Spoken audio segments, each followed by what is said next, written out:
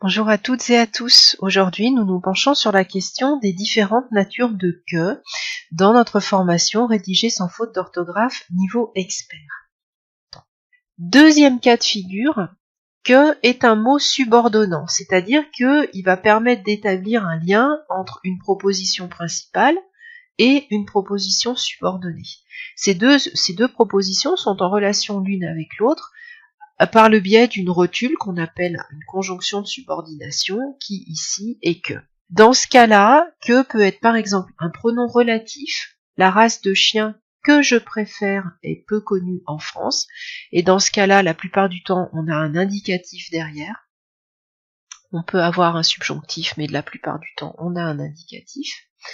Deuxième possibilité, c'est une conjonction de subordination pour des propositions qui vont servir de complément d'objet à un verbe.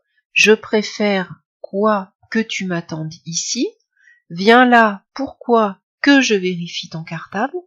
Et là, le mode auquel est le verbe va dépendre du verbe qui est avant. Je préfère, on exprime un souhait, une volonté, donc on va mettre un subjonctif, que tu m'attendes ici. Viens là, que je vérifie ton cartable, on a aussi un subjonctif.